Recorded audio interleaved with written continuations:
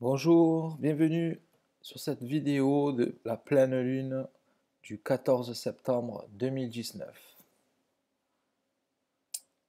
Alors voilà, nous y sommes. Qu'est-ce qui s'est passé entre la dernière vidéo que je vous ai fait sur la nouvelle lune et cette pleine lune en Vierge, en Poisson. Donc la nouvelle lune avait lieu au tout début de la Vierge, ici, avec toutes les planètes personnelles. Je ne sais pas si vous vous rappelez la vidéo, sinon allez la voir. C'était fin août 2019 sur les énergies de la nouvelle lune qui avait donc lieu dans les 10 premiers degrés, voire au 10e degré je crois, dans les 10 premiers degrés de la Vierge. Donc en gros on avait toutes ces planètes personnelles ici comme cela, Soleil, Mars, Vénus, Mercure, plus la Lune qui se trouve maintenant ici, qui était en début Vierge. Donc ils ont vraiment mis l'accent sur cette énergie de la part du zodiaque qui représente la Vierge. Donc maintenant, on a toutes les planètes qui ont avancé un petit peu jusqu'à la fin du signe avec Vénus et Mercure. Et on a la Lune donc, qui est partie d'ici, qui est passée dans la Balance, qui est passée dans le Scorpion, qui est passée en Sagittaire, en Capricorne, en Verseau, pour arriver pour la pleine Lune du 14 en Poisson, en conjonction, donc c'est-à-dire très proche de Neptune, planète que vous ne pourrez pas voir dans le ciel puisque c'est une des planètes non visibles à l'œil nu. Pareil pour Lilith ici, qui est en fait un point fictif dans le ciel, qui n'est pas vraiment un astre, mais qui est un calcul en fait, et qui représente symboliquement encore quelque chose de différent. Voilà, donc en fait cette lune elle est passée, elle a fait le tour finalement de toutes ces planètes, de tous ces signes pour se retrouver en face pour éclairer la Terre finalement des rayons du soleil qui sont en face en Vierge. Donc vous avez le signe de la Vierge qui pour moi représente vraiment la rationalité. Et en face, vous avez le signe du Poisson qui représente pour moi l'irrationalité. D'un côté, vous avez le Soleil qui va représenter la conscience ou le conscient avec son éclairage. Et en face, vous allez avoir la Lune qui représente l'inconscient, le subconscient et qui représente l'astre de la nuit. Donc une lumière qui est différente euh, malgré le fait qu'elle elle ressemble vraiment à un soleil la nuit quand elle est en mode pleine lune. Donc voilà, tout ça pour dire que nous avons vraiment cet axe vierge, poisson qui est très fort pour cette pleine lune-ci, notamment du fait que nous sommes autour de l'ascendant et du descendant, donc l'axe de l'horizon qui se trouve entre ici et là. Donc on voit que la pleine lune va avoir lieu à 6h32 du matin, à peu près, ouais, moi voilà, à peu près 6h32 le 14 septembre. Donc on voit que le soleil n'est pas encore levé, il se lèvera dès qu'il passera cette ligne de l'ascendant, pour aller ici, rejoindre ce qu'on appelle le milieu du ciel ici, pour aller se recoucher là où la lune sera au moment exact de la pleine lune, en tout cas du degré exact.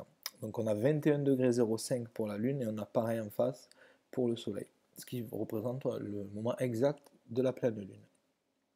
Donc ici le soleil est comment dire, mélangé dans son énergie avec celle de Mars et aussi avec Vénus, Mercure, enfin, toutes les planètes personnelles sont ensemble en fin vierge et elles s'opposent à cette énergie de l'inconscient et en même temps cette énergie de Neptune qui représente l'inconscient collectif. Donc on voit qu'on a l'inconscient personnel qui est ici, on a l'inconscient collectif qui est là. Donc les deux en poisson dans le signe de l'irrationalité. Et tout cela, ce petit monde avec en plus la lune noire qui va représenter entre guillemets des peurs d'anciennes incarnations et qui peuvent être en relation avec toute une génération puisqu'il y a beaucoup de monde de la même génération qui a la lune noire dans le même signe à la naissance. Et en face, on va avoir donc dans le signe de la rationalité ces planètes personnelles qui représentent tout ce que sont les fonctions euh, psychologiques personnelles, spirituelles, personnelles aussi, et tout cela opposé, comme je disais, à l'inconscient et personnel et l'inconscient collectif. Donc ici on a le conscient personnel avec toute la conscience de ces planètes-là. Mars pour la conscience euh, de l'action, je dirais. Puis Vénus ici représentera la conscience de l'amour, en tout cas oui, de l'amour, de la séduction, du plaisir, tout cela. Et ici la conscience mentale, donc avec l'intellect. Euh, et le Soleil qui représente la conscience en général. Parce que le Soleil finalement illumine toutes les planètes, ce qui leur permet de briller. Donc en fait c'est le Soleil qui distribue son énergie aux autres astres et qui donc leur permet de briller dans le ciel. Comme je vous disais juste un peu avant le lever du Soleil, on a toutes ces planètes qui sont là, on a la Lune qui est en train de se coucher. Ici, on est en fait à l'ouest, hein, comme je vous disais, hein, le soleil se lève ici, donc il se lève à l'est, il monte en haut et il descend à l'est, à l'ouest. Je vais y arriver, à l'ouest. Donc vous allez avoir côté ouest, en tout début de matinée, à 6h30, vous avez la lune qui se couche et qui donc reflète cette pleine lune. Donc on est ici c'est ce que je voulais vous dire en fait, c'est que c'est important parce qu'on est vraiment collé à la ligne de l'horizon. Donc coller à la ligne de l'horizon, qu'est-ce que ça veut dire? Ça veut dire que nous sommes ici avec toutes ces planètes dans le secteur du mois, de l'ascendant. En fait, on est dans l'ascendant, ce qu'on appelle l'ascendant, la maison 1. Et ici, on est dans la maison 7, le secteur 7, représentant non plus moi, mais justement à l'opposé. On est à l'opposé ici, les autres. Donc on peut dire que c'est opposé, mais on peut dire aussi que c'est complémentaire. Pourquoi? Parce que en fait, vous avez ce qu'on appelle un aspect d'opposition entre les planètes qui sont dans ces deux signes-là, que je vous indique ici par un trait rouge. Mais en même temps, une opposition, c'est aussi une combinaison de deux autres aspects. Le trigone, qui relie ici donc toutes ces planètes avec la conjonction, la fameuse et fabuleuse conjonction Saturne-Pluton, nœud sud en Capricorne. Donc on a ici un trigone qui est un aspect positif. Et on a aussi un aspect positif entre ici la Lune et Neptune, avec le trait bleu qui relie à Pluton. Donc deux aspects positifs, pourtant, donc en fait, si vous voulez, ici vous avez 60 degrés. Donc je fais un peu les cours pour ceux qui ne connaissent pas plus que ça. Ceux qui, bien sûr, qui connaissent, vous pouvez peut-être avancer la vidéo. En tout cas, voilà, un sextile, c'est 60 degrés. C'est un aspect qu'on appelle positif, ou en tout cas qui est un aspect de facilité. Et ensuite, vous avez donc ici en vert un autre aspect positif qui est un aspect de trigone, qui est un aspect de 120 degrés. 120 degrés plus 60 nous font 180 degrés. Égale finalement une opposition. Une opposition, c'est 180 degrés, donc les 120 plus les 60. Donc deux aspects positifs créent un aspect finalement de tension rouge. Mais donc c'est un peu comme si ça nous disait finalement, symboliquement, que cette opposition, ici, là, entre toutes ces planètes-là, pouvait être réglée en passant par cette énergie bleue et verte. Je vais essayer de le faire comme ça. Hop, hop, hop, voilà. Donc on a le rouge de la tension entre les planètes personnelles et les planètes, la planète de l'inconscient, les deux planètes de l'inconscient. Et ici la planète du subconscient en fait. Donc ça c'est intéressant de pouvoir distinguer le subconscient de l'inconscient et de l'inconscient d'ailleurs collectif. Euh, donc en fait, là on est vraiment dans, on relie vraiment, c'est vraiment pour moi une pleine lune très très spéciale. Je trouve vraiment vraiment ultra spéciale quoi, parce que là vraiment vous imaginez, on a toutes les planètes personnelles en maison 1, donc c'est vraiment très très très puissant au niveau euh, de, de la, de l'ego, du soi, du moi, de tout ça, opposé à l'inconscient, donc tout ce qui est finalement tout ce qu'on a pu apprendre d'expériences et d'événements antérieurs qui font qu'on réagit d'une certaine manière émotionnellement dans la vie de tous les jours. L'inconscient collectif, qui est ce à quoi nous nous connectons sans nous en rendre compte, en fait, dans les rêves et dans la vie en général, euh, et qui complète finalement l'inconscient personnel euh, pour créer justement la vie dans laquelle nous sommes et les événements et les expériences que nous vivons. Et donc tout cela, en fait, est en tension, et pourtant, à côté de ça, il nous est proposé de d'étendre cette énergie rouge par deux énergies, une bleue et une verte, au niveau de Pluton. Donc c'est comme si Pluton était vraiment là pour nous aider. Donc Pluton, c'est finalement la transformation, la métamorphose. En Capricorne, on est sur une énergie de terre, on est sur une énergie cardinale, donc de commencement. Donc un commencement euh, dans la matière, ou un commencement de transformation de la matière pourrait permettre de dénouer les tensions entre le conscient, l'inconscient, le personnel et le collectif, et pareil ici, comme je vous disais, le moi et les autres. Donc se servir finalement de cette pulsion en fait intérieure plutonienne. Donc après, ceux qui pourront vraiment s'en servir, ce sera vraiment ceux qui ont un Pluton puissant dans leur thème.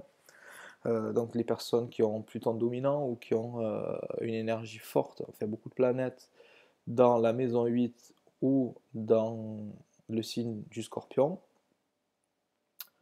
Euh, et voilà, et donc là, vraiment, il y a vraiment en fait peut-être un travail à faire au niveau euh, du subconscient pour aller chercher,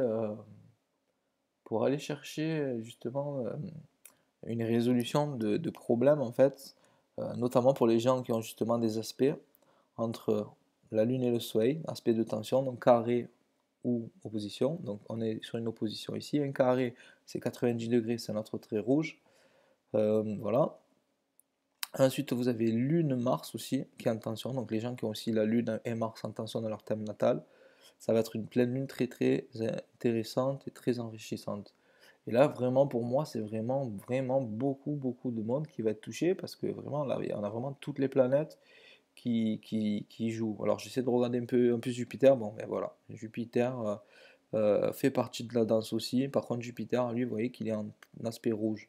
Donc Jupiter, là, ne nous permet pas de nous aider. Mais c'est toujours pareil, ça veut dire que les gens qui ont vraiment toutes ces planètes connectées dans leur thème, donc je disais Lune Soleil, Lune Mars, Vénus Soleil, Vénus Mars, Mercure Mars, etc. Lune Neptune, Jupiter Lune, Jupiter Neptune, Jupiter Soleil, bon voilà. Tout cela, vous le voyez, en fait, toutes les planètes qui sont connectées ici, si vous les avez dans votre thème d'une façon rouge, surtout, et bien ça va être un moment charnière, cette pleine lune, pour comprendre en fait comment sortir de ces schémas qui bloquent votre réalisation en fait. Et donc il y a vraiment un effort à faire et ne pas rester dans la routine quotidienne du petit boulot, des schémas répétitifs de pensée, etc. Mais vraiment il y a un travail à faire avant cette pleine lune, d'ici le 14 en fait, donc vraiment à travailler, écrivez, faites peut-être une méditation, prenez du temps pour vous, pour réfléchir à tout ça. Si vous avez besoin, vous pouvez me contacter dans l'email que vous trouverez dans la barre d'informations en dessous de la vidéo YouTube. Et voilà, et en fait, pour vous dire que finalement, c'est Pluton ici qui vient résoudre tous ces problèmes de ces aspects, de ces planètes-là. Euh, et donc Pluton, finalement, c'est quoi? Comme je le disais, c'est vraiment la métamorphose. Donc ça va être vraiment un travail. Donc c'est un travail déjà qui est dans le subconscient, qui est très très intérieur, qui est très pulsionnel, qui est très profond, je dirais, parce qu'on est sur le maître du Scorpion, donc on est vraiment sur de la profondeur, on est sur de l'émotionnel, on est sur euh, de l'instinct, de l'intuitif, de la voilà, de, de la comment on dit, euh, du viscéral. Voilà, c'est ça que je voulais dire. Et donc vraiment, il y a un travail en profondeur à faire. Et souvent, c'est un travail qui prend du temps euh, et qui peut être facilité par euh, une thérapie justement sur le travail sur le subconscient. Donc par exemple l'hypnose, que je pratique d'ailleurs. Ensuite, toute autre pratique qui pourrait être basée sur le subconscient, notamment l'astrologie aussi, hein. Il faut savoir que l'astrologie, on fait travailler le subconscient, notamment la psychothérapie, toutes ces choses-là où on travaille sur le subconscient et on fait dialoguer, ben ici justement, c'est ça, on fait dialoguer le subconscient avec le soleil, avec le conscient, donc de faire revenir à la surface euh, des, euh, des schémas neuronaux antérieurs négatifs, ça peut permettre justement, euh, avec cet aspect vert, de soulager. Donc des fois, il peut y avoir des catharsis qui peuvent être très douloureuses, très difficiles, notamment quand l'énergie ne s'y prête pas, mais là, en l'occurrence, c'est le cas. Donc c'est peut être intéressant d'aller chercher ces mémoires et les faire sortir d'une façon qui permette de se libérer de ces schémas d'énergie emprisonnants. D'autant plus qu'on a encore pareil, la Lune qui représente l'inconscient et l'inconscient collectif Neptune qui sont reliés à Pluton, le subconscient. Donc l'inconscient et le subconscient sont connectés. Et dans le meilleur des cas en plus, puisqu'on est d'un aspect bleu de facilité. Donc là, il y a vraiment à aller chercher, l'inconscient, le subconscient et toutes ces mémoires antérieures qui sont ancrées dans les neurones, qui sont ancrées dans les cellules, qui sont ancrées dans toutes choses que nous ne connaissons pas encore, notamment l'inconscient collectif, tout ça, et avancer. Parce que là, vraiment, cette pleine lune, elle est vraiment, elle est gigantesque, elle est phénoménale, je trouve. Elle est vraiment extraordinaire à travailler, vraiment, vraiment, vraiment, vraiment. Donc ben, chacun le fait à sa façon, chacun y va en fonction de sa conscience du moment. Voilà, ben j'avance à ma vitesse. Euh, Là je me dis, quand je vois ça, je me dis, ben, ouh, il y a un sacré travail énorme à pouvoir mettre en place. Et des fois même limite je me demande un peu comment je vais faire, parce que là vraiment je me dis on arrive vraiment sur une pleine ligne qui est vraiment extraordinaire pour faire ça, mais comment je vais m'y prendre quoi. Surtout que bon voilà, même moi c'est pareil, j'ai mes occupations quotidiennes, j'ai pas beaucoup de temps pour passer là-dessus et m'interroger, mais voilà, justement de passer un petit moment sur la carte du ciel, ça permet justement de venir de faire monter à la conscience tout cela et, euh, et ben, prendre peut-être la décision, sûrement même la décision de travailler ben, ou par écrit, ou en thérapie, ou en hypnose sur tout cela, pour débloquer ce qui doit l'être, pour faire sortir l'énergie de ce triangle rouge qu'on voit à l'écran. Et voilà, et en même temps arriver au 14 sur une belle méditation qui va permettre de laisser aller en fait tout ce qui a besoin d'énergie négative et pour laisser la place à- à un remplissage d'énergie positive à partir de, de la nouvelle lune qui arrivera 15 jours plus tard. Et donc je vous ferai la vidéo dès qu'elle sera prête. Donc début octobre en fait, hein. Début octobre ou fin septembre. Voilà, voilà. Donc ben, c'est un peu tout, ça fait beaucoup de choses. Comme je vous dis, une superbe pleine lune en perspective qui va peut-être faire remonter des difficultés émotionnelles à pas mal de monde. Donc c'est généralement chez moi, comme chez la plupart des gens que je connais, c'est généralement 2 3 jours avant. Mais là, vu la puissance, alors on n'est pas sur une éclipse, mais vu la puissance quand même du phénomène, je pense que ben, ça va peut-être commencer dès maintenant. Là, je vous mets la vidéo pour lundi. On est lundi soir, lundi 9 septembre. Donc il reste 5 jours. Donc là, je pense il peut y avoir des choses de faites pour avancer et, euh, et progresser sur son chemin, sur nos chemins d'élévation, de vibration, de fréquence vibratoire positive. Voilà, voilà, allez, ben, je vous laisse sur ces belles paroles et je vous souhaite une superbe pleine de lune, pleine de libération et de bien-être futur. Allez, à très bientôt, ciao, ciao.